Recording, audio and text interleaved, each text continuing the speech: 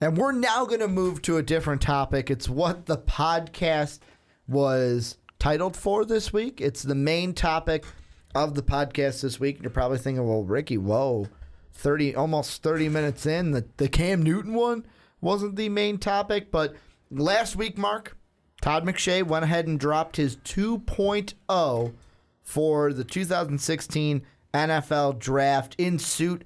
I went ahead the day before Super Bowl Sunday, which was Saturday, and dropped my 2.0. The biggest thing, and this is where we're going to start, is number one. He's got Joey Bosa. Joey Bosa, obviously the best talent in this draft. And we're going to talk about this all the way up until the draft because Todd McShay kept him as number one. Is he really the number one pick for the Titans, or do they go Laramie Tunsil, or do you think they trade it? I don't think anyone wants it. We're in another one of those situations where I don't think anyone wants to pay the price for pick number one. There's one reason why they would trade it. One reason. If there's a team that needs a quarterback that's like, oh crap, we want our quarterback. No, we this want to is jump the draft. Because the Browns are taking a quarterback, and if they a should. team, well, they have to. They're getting rid of Manziel. Yeah, they're the Browns. But I mean, with the Browns, they're taking a quarterback. So if there's a team that needs a quarterback, that's the only way you're going to get someone trading for that pick. Yeah, and I just don't think anyone wants one of these quarterbacks bad enough. We don't have Andrew Luck out there. We don't have even last year, people were at least high on these guys. No one really seems that high on any of these people.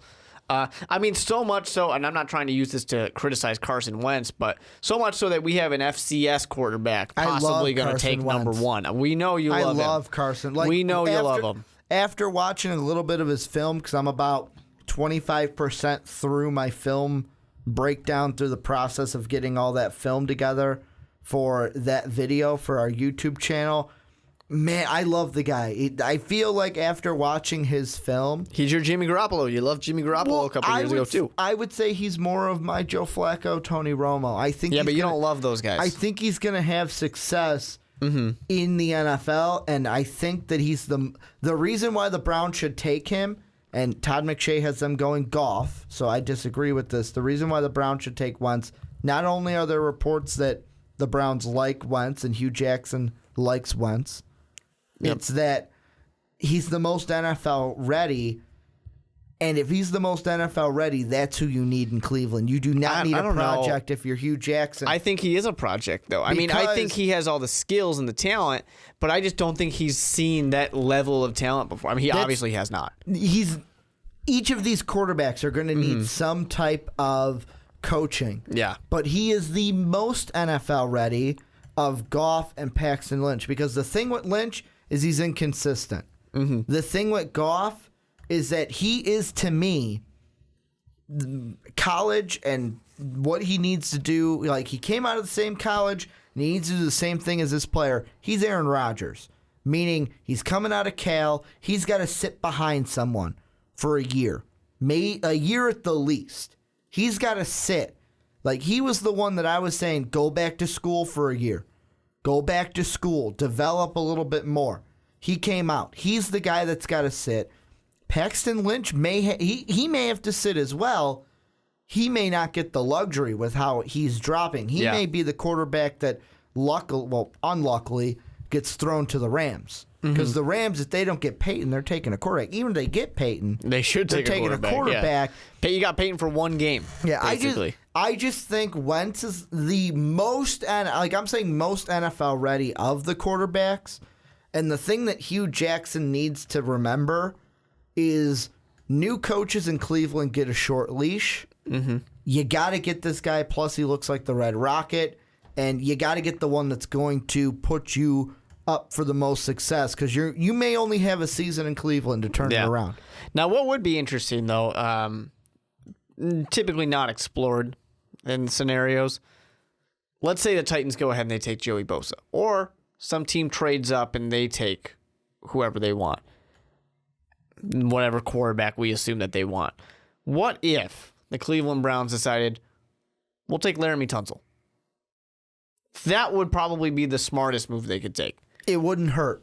It would be great. The reason why it wouldn't hurt. It wouldn't sell jerseys. It wouldn't be sexy, but it'd be great. The reason why it wouldn't hurt is you get a guy who you can say is the staple of your offensive line. Mm-hmm. They technically have the 32nd pick. First of the second round, technically it's in first round territory because the Patriots forfeited in their most pick. years it would be. Yeah, in most years it would be. What they can do if they wanted to, take Tunsil at number 2, take Connor Cook with the first pick of the second round. Or if you're lucky, maybe one of these quarterbacks that are one of the Falls three that quarterbacks, far. yeah, maybe one of them is still there. At the least, you're getting Connor Cook at the beginning of the second round. Mm-hmm. That's what I'm saying. And that's even if you're saying, maybe they've got the balls, they've got the cojones to say, we're not taking a quarterback this year. We'll find somebody to just be there for a year. Mm-hmm. We might suck this year. Maybe the Wolverine can whip out the claws and say, Wolverine. Hey, you're giving me more than 1 year. I'm not getting shutted. Hugh Jackson to me seems like, or Hugh Jackman, however you want to look at it. I think he commands some respect. He seems like a guy already that is commanding that respect with the way he's kind of going through the personnel and already saying, hey, you know what, Johnny's out of here. Yeah. And I think he's the kind of coach where you give him more than a year. He's not a chud. However, it's Cleveland, and anything can happen. I mean, they go willy-nilly. They're even the one that Conan Bryan... Did you watch the NFL Honors? No, show? I did not. I watched the beginning of it because I wanted to see Conan's monologue. And Conan made the joke of the Browns hired somebody from the Mets. He goes, the Browns finally figured it out. They're playing the wrong sport. Yeah. And everyone Pretty laughed, much. and it's like you're bringing in a guy that you're going analytics, an entire baseball mindset. Mm-hmm. We don't know how that's going to go. Another thing that could It's the Browns. It can't get worse. Another thing that could happen for the Browns is if the Titans go Tunsil, they can take Bosa, a defensive guy on the outside, address quarterback with that. It's because they've got the first pick in the second round. Yeah. Where they could, if they feel like Connor Cook, Christian Hackenberg, one of those guys, they can wait and maybe go with a Tunsil or a Bosa or even a Laquan Treadwell at number 2. Give the quarterback someone to throw to first. But that's kind of putting the cart in front of the horse. Now, I just want to clarify something. The Browns should have pick number 33, not pick number 32. No, they have pick number 32. Do the Titans not have their second pick? No, the weird thing, and I don't know why this is, I looked it up, it's in the second round, the Browns have 32, Titans at 33, and then in the third round it flips. Very strange. So the Titans have the first pick Maybe of the it's third something round. with the 3 and 3. I don't really know. I'm have curious. no Somebody in idea. the comment section, please explain. I looked it up and it confused me, but the Browns do have the first pick of the second round. do. The only thing I have against taking Joey Bosa, the reason why I think Laramie Tunsil's a good choice is because you're saying we're going to get our quarterback. I'm saying he's not there. The only way I'm saying they take Bosa is if the Titans take Tunsil. Yeah. But even then, I don't think taking Bosa is that great of an idea. In that case, I think maybe you should take your quarterback. Well, he's the BPA. He'd get number 1 and number 2. Taking Laramie Tunsil is saying our quarterback will be protected when we get him. They're going the slow and steady route of we're going to get someone on the offensive line. Maybe we're going to go get ourselves a wide receiver. We're going to get a nice tight end, maybe a running back. We're going to get the pieces, and then we're just going to put a quarterback in place. Now, one thing I don't agree, I don't really agree with it because, I mean, the Cowboys don't really... Good, because it's what I don't agree with either. The Cowboys don't really need it, but Carson Wentz to the Cowboys, I don't agree with that. It doesn't have a huge surprise to me because Tony Romo is getting up there in age. They're going to need somebody eventually. This past season did kind of show that, hey, backup quarterbacks are a commodity.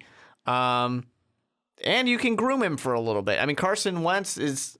I know you love the guy, but I'm saying he's a guy who could use some grooming. He needs to get used to the speed of the NFL. He has a good chance, and I could be wrong on this, but I think there's a good chance he has a rough beginning in the NFL and then gets good because he's just going to have that.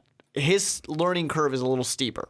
The only reason I don't agree with Wentz is if I'm Dallas and I'm taking a Cowboy, Wentz to me is if you take Wentz for the Cowboys, you're going to sit there and go, okay, he's ready. after like Wentz, if he sits a year, it's not going to hurt him. He can get acclimated to the game. But since he's, in my mind, the most NFL ready, if Romo's not ready to be done by next year, I know injury is the big thing with the Cowboys with quarterback, but there's going to be a time where Wentz gets ready sooner than, let's say, a Goff or a Lynch. And it's like, okay, when am I coming in? Yeah. Because I'm ready. That's why I disagree with it. Well, I mean, I think the same thing for poor Jimmy Garoppolo in New England. He's stuck there. In mine, I had Goff. The only reason I had Goff, well, one, I had Wentz going two, but the reason why I like Goff the most, if you're going to take a quarterback, Goff to the Cowboys, is because of that Aaron Rodgers comparison where Goff can be the Aaron Rodgers to Romo's Brett Favre, and that kind of killed me inside to make that comparison. Yeah, rough. But yeah, I did it. Very rough. Yeah, I mean, they definitely need a quarterback. They would be the people who I expect, the team that I would expect to go for Connor Cook. You know, that second-round guy because we don't need him today. We don't even need him tomorrow. You know, we're going to need him a little further down the line. That gives him plenty of time to possibly pan out. And maybe maybe in practice or something like that, they say, oh, man, that Connor Cook thing, ugh. We kind of regret that a little bit. Well, they got next year's draft to grab another guy, and then maybe they can go get somebody in the first round. The thing for the Cowboys is just that they will probably not be in this position again. They're probably not going to have the 4th overall pick in a long time. Well, and they got the curse of Greg Hardy off their team. Yeah, he's gone, so they don't have to worry about that. It's just, for me, it's just basically they don't have a better opportunity, so I guess why not? You know, it would suck for a quarterback to be taken 4th overall and then sit for a year. But hey, if it's going to happen, it's going to happen. You know, what are you going to do about it? So I say, Cowboys, why not? Now we're going to make a bit of a jump, and the reason why is the player that we're talking about. And number 14, the Oakland Raiders, Todd McShay has Robert Nkemdiche falling to the Oakland Raiders. I know in yours, your 1.0, Mark, your 3.0 is going to come out. 2.0. Or 2.0 is going to come out the beginning of March area. You had him falling to the Seahawks. I have him falling in mine all the way to 28 to the Chiefs. And this is a big topic. This is going to be a big topic, I feel like, every time a mock draft comes out. Because how much is he going to fall? The way I see it is he is the Randy, you can say he's the Randy Gregory, he's the Shane Ray of this draft. The way that it was put out was we had some comments on the YouTube. The one that I'll read for you from Eric about Nkemdiche is, I don't think Nkemdiche falls that far. I had him 28. If he makes it to the Jets, I'd be surprised if they don't take him. If he makes it to my Redskins, they will take him. Not that I want that to happen, but his talent is too great to pass up from pick 20 on. Yeah, he's definitely good, but the question still comes to that character. How much do these GMs value that? And do coaches sit there and say, hey, he's a good player, but man, I don't want him on my team? And then we had a user, CU Freeze, says, Randy Gregory falls to the second round for less reasons than the issue that Nkemdiche has. I guarantee he falls to the second or even third round. He has way too many off the fields. The way I see it and the way I had it in mind is the Raiders, the Raiders are an interesting team because they nearly doubled their win total from a season ago. And they're a team where they were on the edge, where a play or two goes their way. They're an 11-5 team.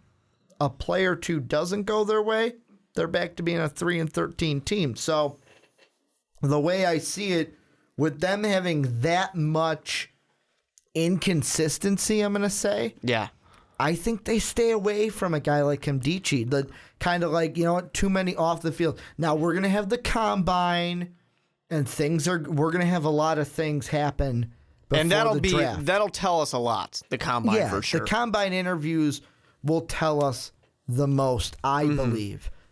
But the big thing right now is there's too many question marks. I think the Raiders stay away from him.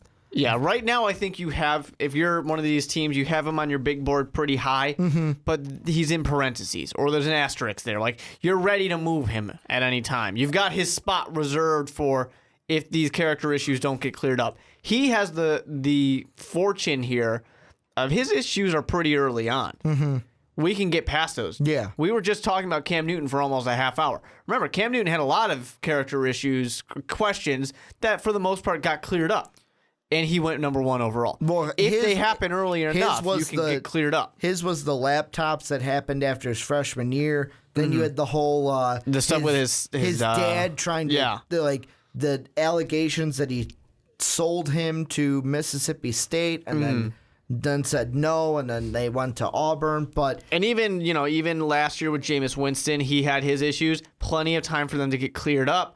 If they happen early enough, it seems like teams are comfortable. If it's something where it happens a few weeks, a month before the draft, all of a sudden teams are sitting there going, ooh, I don't know about this guy.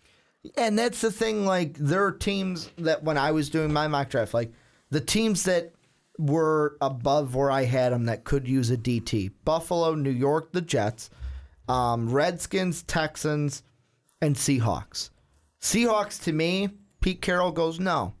We don't need that kind of, if there's issues, we don't need that on our team. The Jets, I don't think Todd Bowles adds that. Look at all the issues they had with Geno Smith. And when the one guy punched Geno Smith, what did they do the next day? They cut him. So that's a no-nonsense team. Washington, I don't think Jay Gruden's like that. Bill O'Brien would pass. The only guy that may take a stab at him is Rex Ryan because he's crazy enough. He would love that. And he's got Bob Ryan on the team now. Rob Ryan. I'm thinking of the dad, but Rob Ryan on the team where it's, you know what? That may be, if he's going to go anywhere, if he's not going to fall, he'll go to 19. Yeah, I think there's a lot of places he could go. It's going to be a big question mark. Any of these teams might take a stab, and someone might trade up, which we're not talking trades, but someone might trade up for. No, we're not talking trades yet. We'll get there. What about number 20 in Todd McShay's? Zeke going to the Jets? I don't get it. I mean, Chris Ivory, I know he's, 27, but he did good things for the Jets. The Jets are not a team I think that really needs to go and get themselves a running back. And another right thing that needs to, then, you know how we talk about things changing and the combine being one of them for Kemdichi? For the Jets, the thing that's really going to narrow down what they need is free agency because they top 3 running backs on their team all are going to be free agents, so it depends on how many they bring back. Also, they have Wilkerson and Harrison, their DTs, hitting free agency, so depending on what they get back, what leaves, it could be a yin and yang type of thing where it's like, okay, we need running back because we lost 2 of them. Or it could be, hey, we lost both of our DTs. Let's go ahead and get a defensive tackle. I just think when you have multiple needs, I mean, unless BPA is the best way to go. The teams that win typically go BPA. But when you got multiple needs and you want to address them. Unless you're the Patriots and just trade back. Yeah, exactly. Running back pretty much always falls a little to the middle of the pack, I think. If you need defensive tackles again, maybe there's nobody there, but there probably will be.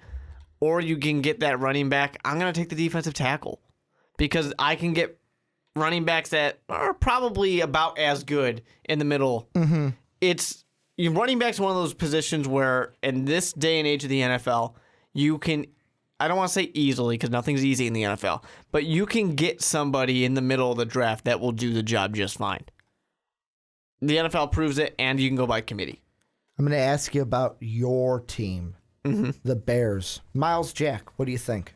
I mean, I'm fine with it. You know, none of the linebacker picks get me super excited because I feel like it's the obvious pick. I do like when occasionally you'll see a mock draft that tries to do something bold with the Bears. Not too much so far. Like mine? Yeah. Did you see who I had them going with? I did not actually. Mine was, I'll give you a hint. Who did you guys draft in the year 2000? Are you gonna, we don't want, with the 2000. 9th overall pick, became the leader of your defense in the middle. Brian Urlacher. Brian Urlacher. That's a linebacker. Oh, no, he was a safety. He was a safety back then. I had you going with Reggie Ragland.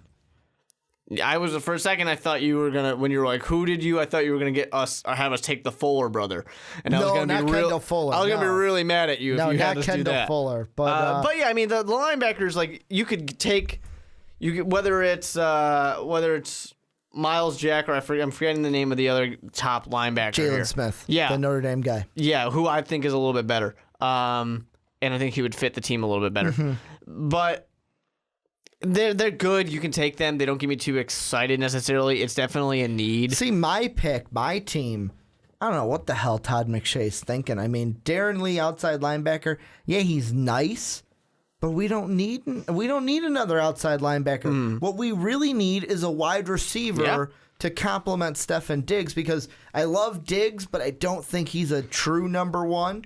We need a guy to be a true number one. When was the last time the Vikings had a true number one wide receiver? Randy Moss and Chris Carter. Yeah, it's been forever. It has been forever. Take your 84 jerseys out is the last time. Well, I mean, you could kind of... Sidney Rice, I mean, was kind of a number one for us when it was him and Percy. When was that duo ever on the field at the same time, Ricky? True, there's a lot of headaches. I mean, Patterson was basically a punt returner. Yeah, but he was more of a punt returner. I mean, I just don't get it. I would go wide. I did have them go wide receiver. I did too. Another thing, in the 1.0, he had the Bengals reach for Will Fuller. Now he has him go with another reach. Yeah. He's got Broxton Miller. It's like, really? It would be fun. They need a wide receiver. Have him go with a guy that's probably a Wildcat guy. Yeah, Ohio State. The Ohio State University. Yeah, but does he have the potential to maybe be the first quarterback like, could he be the Antoine Randall, make the transition from quarterback to wide receiver and be a wide receiver in the NFL? I mean, fortunately, he's had some time to try and do it so far. It's either you're going to be Antoine Randall, who played quarterback in high school, so he had time to switch, or you can be Pat White, Joe Webb, Shoelace. Shoelace is now running back. Yeah, I was going to say, what's he doing now, running back? So, yeah, I mean, it's weird. I honestly, I could see this being McShay sitting there going, the Bengals. What do I want the Bengals? You know what? This will be fun. Let's put Broxton Miller out there. The one thing I will tell you, and this is kind of a little extra spoiler for anyone who is going to be looking for my next mock draft. After the Panthers lost the Super Bowl, I immediately said to Dave Oster and Sean Anderson, who I was watching the Super Bowl with from the Fast Break podcast, and I looked at him and I said, you know what? In my 3.0, Panthers are taking a wide receiver. I know Benjamin's coming back, but they need someone else who can catch the ball besides Greg Olsen. They let Steve Smith go, and they're still regretting it. They need someone who can catch the game. They got Greg Olsen, and what did the Broncos do? Said, you're not going past Greg Olsen today. We're not letting Greg Olsen touch the ball. Okay, let's be honest, and this is like my only Super Bowl rant for the draft portion. That, like, I found it funny that in the first quarter, when we had that Kotchery catch, I'm going to call it, because it was a catch, and I'm sitting there going, yeah, they're gonna overturn this. As soon as Mike Carey showed his fucking face and said, yeah, they should overturn it, I'm like, now it's going to stand. What happens? Clete Blakeman comes out and goes, the play stands. Yeah. They should just fire Mike Carey, because whatever he says, the refs do the opposite. Nobody knows what a catch is. It's like the refs hate him on the CBS broadcast. They're not even watching the play. They're just listening to what he says. They're watching CBS. Whatever he says. And then, we're going to say the opposite. I hate that, because that was a catch. Is there anything that we missed in this mock draft that you really wanted to talk about? I just want to point out we're still going 3 quarterbacks in the first round. We are. Paxton Lynch, we didn't... let's mention that. Paxton Lynch to the Rams. Poor guy. That's what I was saying. The Rams is not... It's not a... See, the thing with the Rams, like, they're not a terrible team. They're just kind of stuck in mediocre bad land. And they're moving to L.A. Yeah, and that's... I'm still not convinced. There's going to be high expectations from the LA faithful, I believe. LA is one of those places, LA and faithful, I don't know, where I'm saying you got to prove it to me. You got to show it to me for me to believe it.